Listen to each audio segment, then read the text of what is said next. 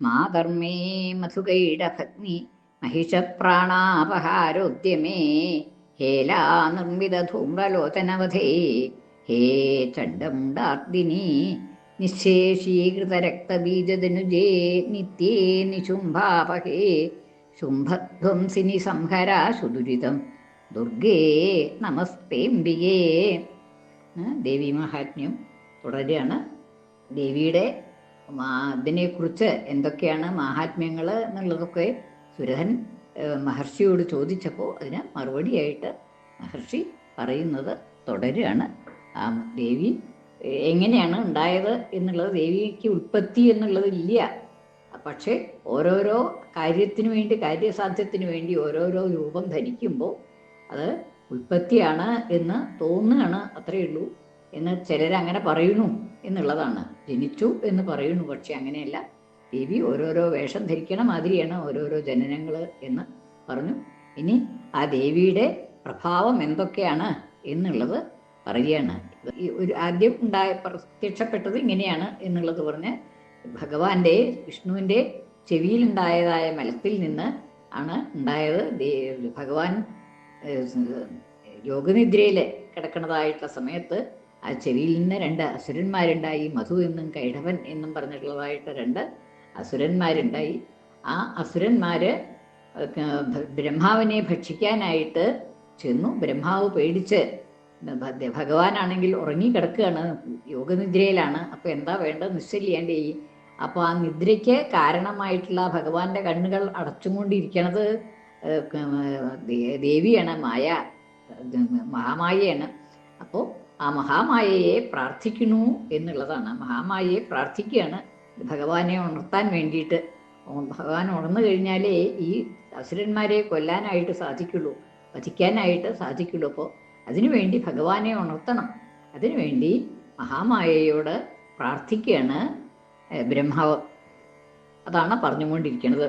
ത്വയ ഇത ധാര്യതേ വിശ്വം ത്വയ ഇത സൃജ്യതേ ജഗത് ത്വയ ഇത പാല്യതേ ദേവി സ്വമത്സ്യന്തേ ച സർവദാ. പ്രപഞ്ചത്തിൻ്റെ സൃഷ്ടി, സ്ഥിതി, സംഹാരം ഇത് മൂന്നും നിർവഹിക്കുന്നത് ഭഗവതി തന്നെയാണ്, ദേവി തന്നെയാണ് എന്നാണ്. ആ പരമാത്മാവിന് എന്നുള്ളതുണ്ട്, പക്ഷേ ആ ദേവിയാണ് അവിടെ പ്രേരണയായിട്ട് നിൽക്കുന്നത് എന്നുള്ളതാണ് പറയണത്. ത്വയ ഇതത് സൃജ്യതേ ധാര്യതേ വിശ്വം.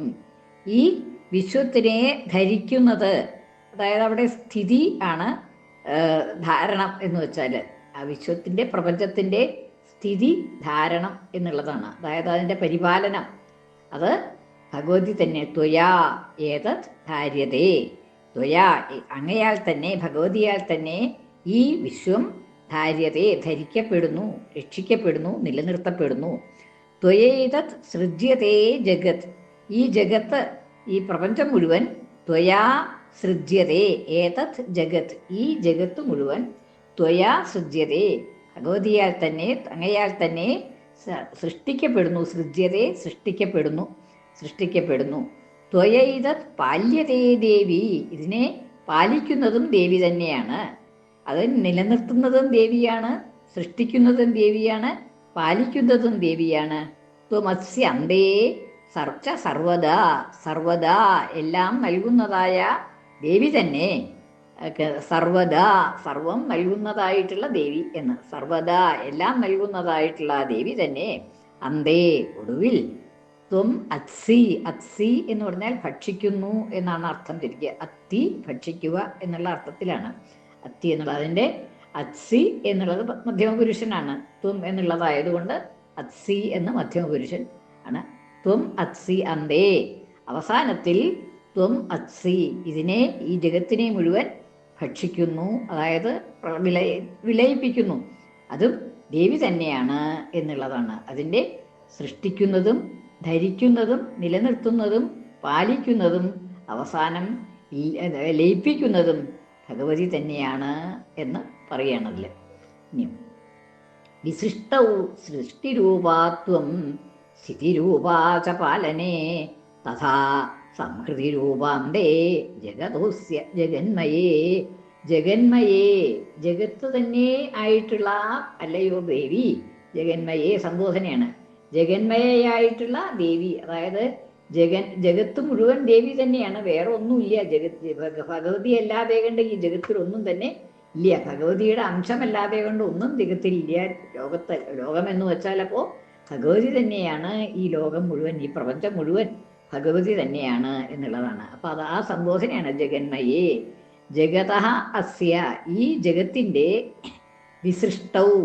വിസൃഷ്ടിയിൽ, അതായത് സൃഷ്ടിയിൽ, സൃഷ്ടി വിശേഷണയുള്ള സൃഷ്ടി എന്നുള്ള അർത്ഥമുള്ളൂ. വിസൃഷ്ടവും, ഇതിൻ്റെ സൃഷ്ടിയിൽ സൃഷ്ടിരൂപാത്വം, ഭഗവതി സൃഷ്ടിരൂപയായിട്ടാണ് വരണത്. ഓരോ കാലത്ത് ഓരോരോ രൂപം ധരിക്കുന്നു പറഞ്ഞില്ലേ? ആ സൃഷ്ടിയുടെ സമയത്ത് ദേവി സൃഷ്ടിരൂപയായിട്ടാണ് ദേവി എന്നുള്ളതാണ്. വിസൃഷ്ടവും സൃഷ്ടിരൂപാത്വം, വിസൃഷ്ടിയിൽ, ഇതിൻ്റെ സൃഷ്ടിയിൽ ദേവി സൃഷ്ടിയുടെ രൂപത്തിലാണ്. ഇനി സ്ഥിതിരൂപാച പാലനെ, പാലിക്കുന്നതിൽ, സംരക്ഷിക്കുന്നതിൽ, അതിനെ രക്ഷിക്കുന്നതിൽ സ്ഥിതിരൂപയാണ് ദേവി. അതായത് സൃഷ്ടിരൂപാച്ച സൃഷ്ടിച്ചുകൊണ്ടിരിക്കുന്നതായിട്ടുള്ള രൂപത്തിൽ, സ്ഥിതിരൂപാന്ന് വെച്ചാൽ അതിൽ നിലനിൽക്കുന്നതായിട്ടുള്ള രൂപത്തിൽ, അതും ദേവി തന്നെയാണ്. സ്ഥിതി എന്ന് പറഞ്ഞാൽ അതിൻ്റെ നിലനിൽപ്പ് എന്ന് പറയുമ്പോൾ അപ്പോൾ അവിടെ പ്രപഞ്ചരൂപത്തിലുള്ളതും ദേവി തന്നെയാണ്. ആ പ്രപഞ്ചത്തിൻ്റെ സൃഷ്ടിരൂപത്തിലുള്ളതും ദേവി തന്നെയാണ്. അത് സൃഷ്ടിച്ചു കഴിഞ്ഞിട്ടുള്ളതിൻ്റെ സ്ഥിതിരൂപത്തിലും ദേവി തന്നെയാണ്. പിന്നെ ജഗതോസ്യ പിന്നെ തഥാ സംഹൃതി രൂപ അന്തേ, അവസാനത്തിൽ, അതായത് സംഹാര സമയത്ത്, സംഹാര സമയത്ത്, ജഗത്തിനെ സംഹരിക്കുന്നതായിട്ടുള്ള സമയത്ത്, അവസാനത്തിൽ, ആ സംഹാര സമയത്ത്, സംഹൃതിയുടെ സമയത്ത്, തഥാ സംഹൃതി രൂപ, സംഹൃതിയാകുന്ന രൂപത്തോടു കൂടിയുള്ളതാണ് ദേവി എന്നുള്ളതാണ്. ഓരോ ദിക്കിലും ആ സൃഷ്ടിയുടെ രൂപവും സ്ഥിതിയുടെ രൂപവും സംഹാരത്തിൻ്റെ രൂപവും ദേവിക്ക് തന്നെയാണ് എന്നുള്ളതാണ്. എല്ലാം ദേവി തന്നെയാണ്, എല്ലാ രൂപത്തിലും ദേവി തന്നെയാണ് വർത്തിക്കുന്നത് എന്നുള്ളത്. ഇപ്പൊ മഹാവിദ്യ, മഹാമായ, മഹാമേധ, മഹാസ്മൃതി, മഹാമോഹാച ഭവതി, മഹാദേവി, മഹേശ്വരി, ദേവി തന്നെയാണ് ഇങ്ങനെയൊക്കെ. മഹാവിദ്യ, മഹാവിദ്യയായിട്ടുള്ളതും, മായയായിട്ടുള്ളതും, അതായത് വിദ്യ അവിദ്യ എന്ന് രണ്ടെണ്ണാണ് അല്ലേ? വിദ്യ എന്നുള്ളത് ജ്ഞാനം ഉണ്ടാക്കണത്, യഥാർത്ഥ ജ്ഞാനരൂപമായിട്ടുള്ള, അവിദ്യ എന്നുള്ളത് അതല്ലാണ്ടുള്ളതൊക്കെ. അപ്പോൾ ആ വിദ്യാരൂപിണിയും അവിദ്യാരൂപിണിയും ദേവി തന്നെയാണ് എന്നുള്ളതാണ്. വിദ്യ അവിദ്യ എന്നുള്ളതായിട്ടുള്ള രണ്ട് രൂപങ്ങളുണ്ട്. അതിൽ രണ്ടും, വിദ്യയും ദേവി തന്നെ, അവിദ്യയും ദേവി തന്നെ എന്നുള്ളതാണ്. മഹാമേധ, ഇനി ബുദ്ധിശക്തി, മേധ എന്ന് പറഞ്ഞിട്ടുണ്ടെങ്കിൽ എല്ലതും അറിയാനുള്ളതായിട്ടുള്ള ആ കഴിവ്, അതാണ് ബുദ്ധിശക്തി എന്ന് പറയുന്നത് അല്ലേ? കഴിഞ്ഞു പോയതിനെയെല്ലാം അറിയാനുള്ളതായി, മേധ എന്ന് പറയുമ്പോൾ അതാണല്ലോ, ഉണ്ടായിട്ടുള്ളതെല്ലാം അറിയാനുള്ളതായിട്ടുള്ള കഴിവ്.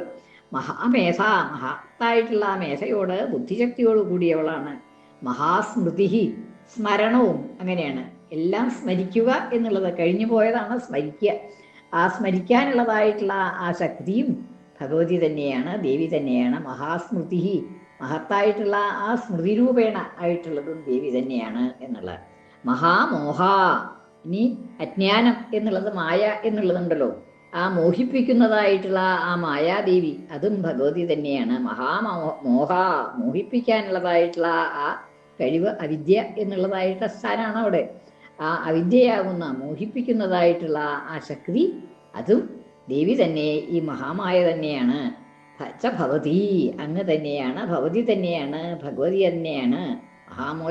മഹാവിദ്യയും ഭഗവതി, മഹാമായയും ഭഗവതി, മഹാമേധ ബുദ്ധിയും ഭഗവതി, മഹാസ്മൃതി, മഹത്തായിട്ടുള്ള ആ സ്മൃതിയും ഭഗവതി, മഹാമോഹ അജ്ഞാനം, മഹത്തായിട്ടുള്ള ആ മോഹിപ്പിക്കാനുള്ളതായിട്ടുള്ള കഴിവ്, അതും ഭഗവതി തന്നെ. മഹാദേവി, മഹേശ്വരി, മഹാദേവി ആയിട്ടുള്ളതും, എല്ലാ ദേവന്മാരെക്കാൾ ഉപരിയായിട്ടുള്ള മഹാദേവിയായിട്ടുള്ളതും ദേവി.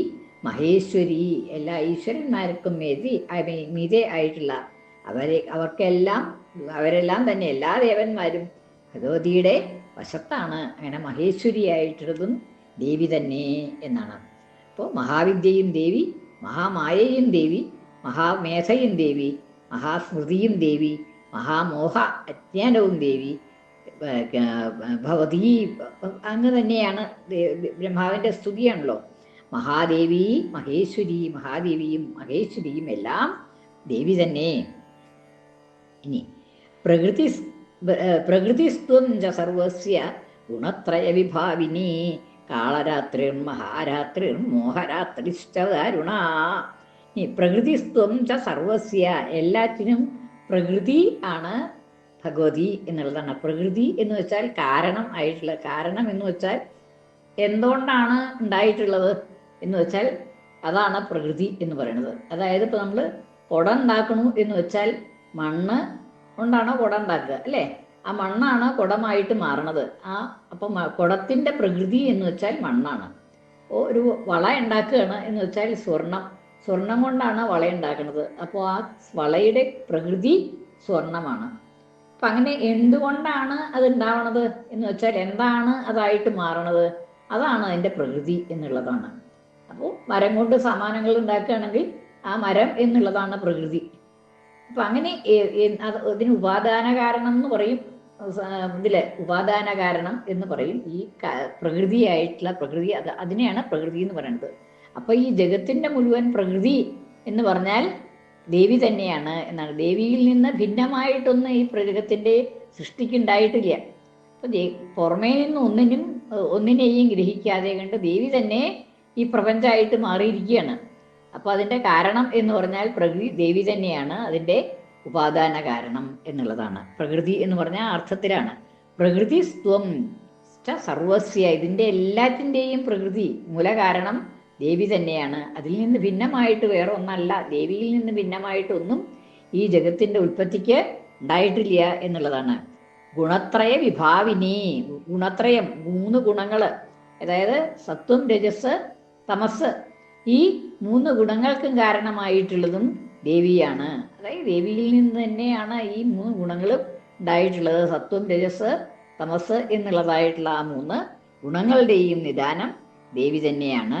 പിന്നെ കാളരാത്രി മഹാരാത്രി, കാളരാത്രിയായിട്ടുള്ളതും ദേവി. കാളരാത്രി എന്ന് പറയുന്നത് അവിടെ മഹാപ്രളയത്തിനെയാണ് കാളരാത്രി എന്ന് പറയുന്നത്. ആ കാളരാത്രിയും ദേവി തന്നെ. മഹാരാത്രി എന്ന് പറഞ്ഞാൽ ഓരോരോ കൽപ്പം കഴിഞ്ഞിട്ടുള്ളതായിട്ടുള്ള ആ പ്രളയത്തിനെയാണ് മഹാരാത്രി എന്ന് പറയണത്. അതും ദേവി തന്നെയാണ്. കാളരാത്രി മഹാരാത്രി മോഹരാത്രി, അജ്ഞാനമാകുന്ന രാത്രി.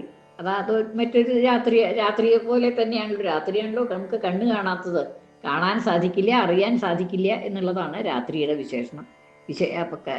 സ്വഭാവം. അപ്പം അതാണ് അജ്ഞാനമാകുന്ന രാത്രി. അതാണ് അവിടെ മോഹരാത്രി എന്ന് പറയുന്നത്. മോഹരാത്രിശ്ച ദാരുണയായിട്ടുള്ള ആ മോഹരാത്രിയും കാളരാത്രിയും മഹാരാത്രിയും ദാരുണയായിട്ടുള്ള ആ മോഹരാത്രിയും എല്ലാം ഭഗവതി തന്നെ എന്നാണ് പറഞ്ഞത്. അപ്പം അങ്ങനെ ലോകത്തിലുള്ളതായിട്ടുള്ള പ്രപഞ്ചത്തിലുള്ളതായിട്ടുള്ള ആ സർവ്വതിനും നിദാനം, സൃഷ്ടി സ്ഥിതി സംഹാരം എന്നിവയ്ക്ക് നിദാനം ഭഗവതിയാണ്. സത്വരജസ് സമൂ ഗുണങ്ങൾക്ക് നിദാനം ഭഗവതിയാണ്. എല്ലാ ദേവികളുമാരും ഭഗവതി തന്നെയാണ്. ഭഗവതിയിൽ നിന്നാണ് ഈ പ്രപഞ്ചം മുഴുവൻ ഉണ്ടായിട്ടുള്ളത്. വേറെ ഉപാദാന പ്രപഞ്ചത്തിന്റെ മുഴുവൻ ഉപാദാന കാരണം അല്ലെങ്കിൽ ഭഗവതി തന്നെയാണ് ഈ പ്രപഞ്ചമായിട്ട് മാറിയിട്ടുള്ളത് എന്നാണ്. വേറെ ഒന്നും പ്രപഞ്ചത്തിന് ഉണ്ടായിട്ടില്ല എന്നുള്ളതാണ്. അപ്പൊ അങ്ങനെ എല്ലാം ഭഗവതി തന്നെയാണ്. ഭഗവതിയിൽ നിന്ന് ഭിന്നമായിട്ട് വേറെ ഒന്നുമില്ല പ്രപഞ്ചത്തില് എന്നുള്ളതാണ് അവിടെ പറഞ്ഞുകൊണ്ട് വരണത്. അപ്പൊ അങ്ങനെ ആ ബ്രഹ്മാവിന്റെ സ്തുതി ആണ് അവിടെ തുടരുന്നത്.